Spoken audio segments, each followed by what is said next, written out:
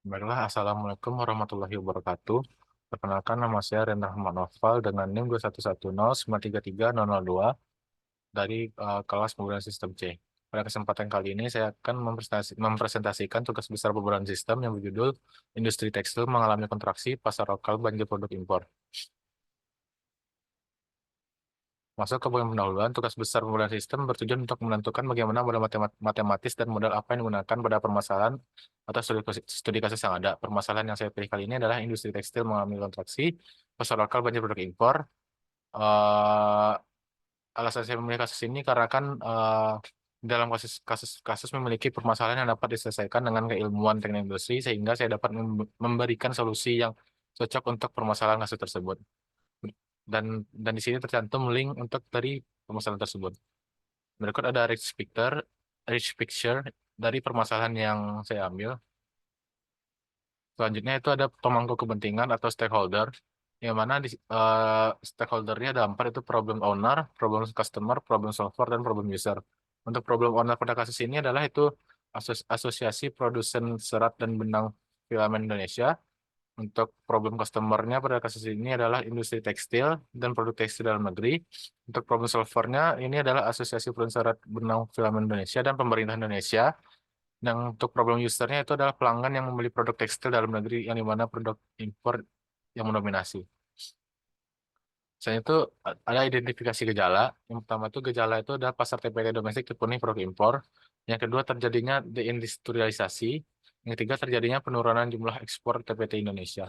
Untuk pendefinisian masalahnya, permasalahan pada kasus ini adalah Asosiasi Produsen Serat dan Benang Filamen Indonesia menyatakan bahwa produk tekstil mengalami pertumbuhan negatif hingga 7%. Produk impor mendominasi pasar sebesar 60% yang meningkatkan produk lokal terutama pada pakaian jadi dan garmen.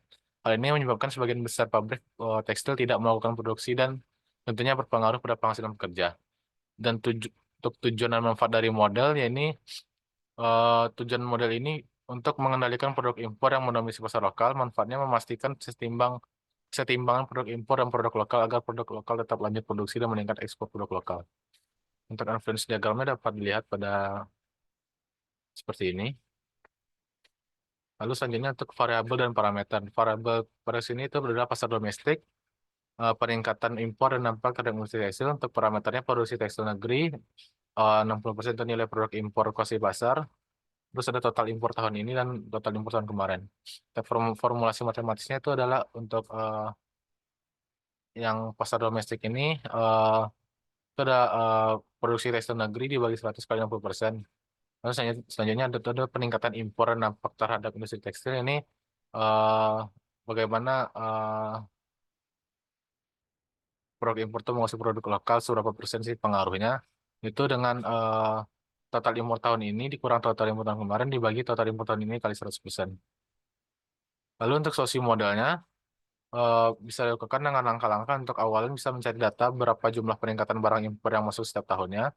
Selanjutnya itu melakukan perlindungan dan promosi terhadap produk lokal dan mengurangi dampak produk impor terhadap pasar lokal.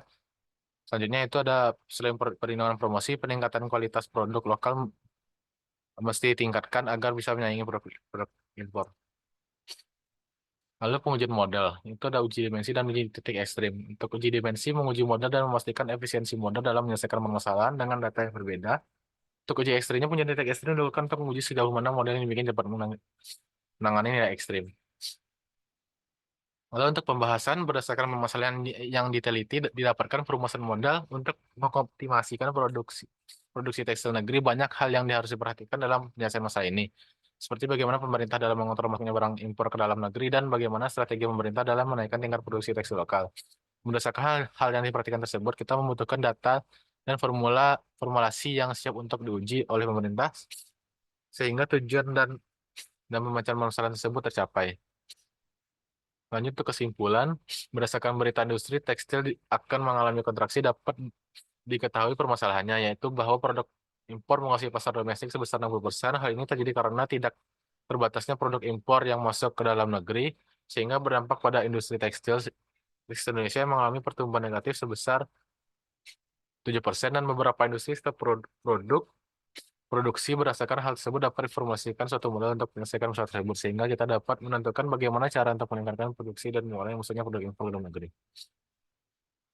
Mungkin sekian dari saya untuk mempresentasikan tugas besar pembangunan sistem.